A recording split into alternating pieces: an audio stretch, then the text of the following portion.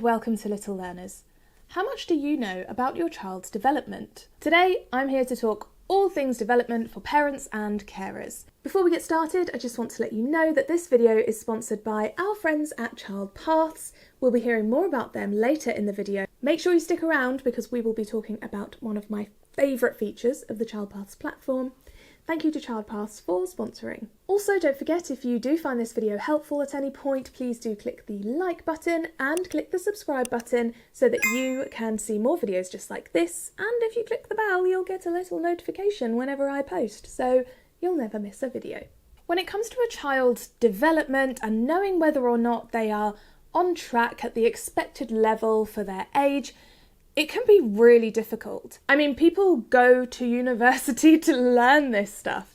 I didn't just know this, I did training.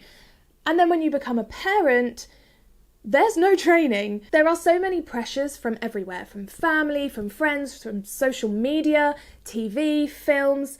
Everyone seems to have an opinion about what your child should be doing. But all of this pressure can lead parents, and when I say parents, I do mean parents, carers, guardians, anyone who's caring for the child. It can lead them to start comparing their child against other children, which, while that can sometimes be helpful in general to get a general idea of what this age group is doing, it's not helpful for your individual child.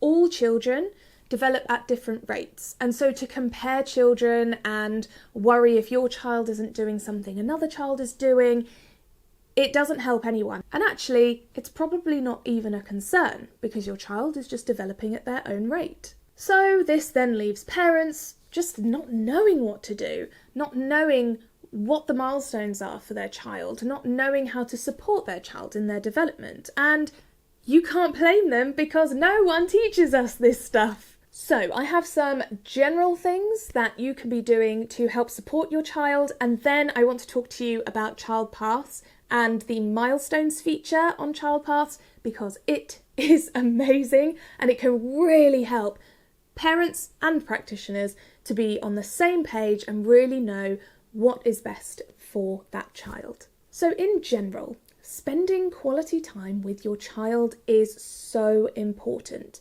But what do I mean by quality time? Spending time with your child, interacting with them, talking to them, having conversations is so important.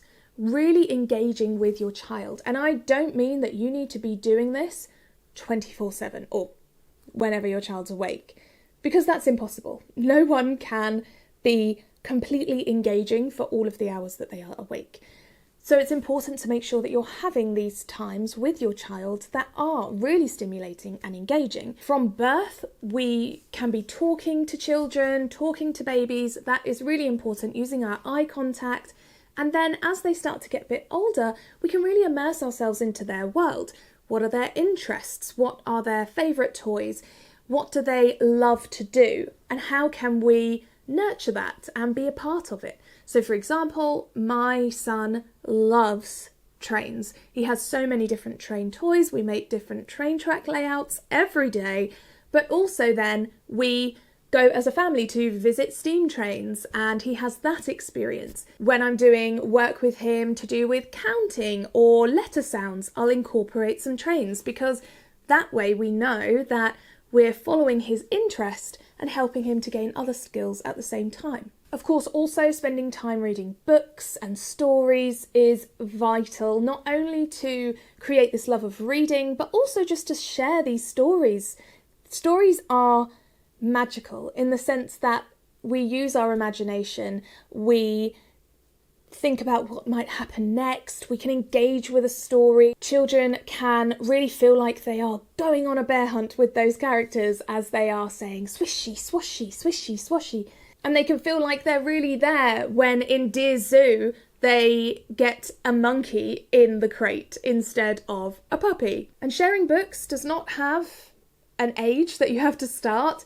You can share stories and books with your child as soon as they're born. It can also be really helpful if you're stuck on what to talk to your baby or young child about. Many adults can feel almost awkward trying to come up with a conversation with their child, or especially when it's a one-sided conversation when your child can't really talk or communicate yet. So reading books to them can be a great way for them to experience language and you know exactly what you need to say. If you want specific support for your individual child and you want more knowledge about how to support your child in particular, then that's what I'm here for. Not only do I have videos on YouTube, but I also give one-to-one consultations. So a video call between me and a parent or caregiver, or even a practitioner, to discuss a child or a group of children and really give some individualised support. So if you are interested in having a chat with me about anything to do with early education, then do have a look in the description down below. I've popped a link in there so you can find out more about my consultations. And if you're not sure if that's what you really need, then please feel free to send me a direct message on Instagram and I can give you more information.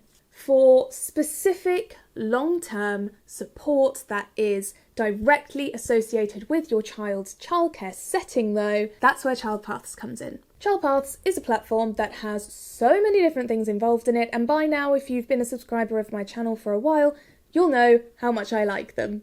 On this platform, there is a feature called Milestones. This provides age-related targets so that practitioners and parents can see what we would be expecting a child to be developing, what skills we would expect them to be working on at each age and stage. We know which skills children need to build on before they can reach others, and we can see if they are at the expected level for their age. Not only is it a tracking feature, but it also gives you lots of suggestions and information about how to support the child further in their next targets. This is something that not only practitioners can see, but also can be shared with parents. If a child is not hitting all of their expected milestones, Child Paths creates an action plan for that individual child to help them progress in each of those skills. So you actually get this whole action plan just generated for you based on the information that has been input about your child. You then get all of these suggestions about what you can do to help them and further support them.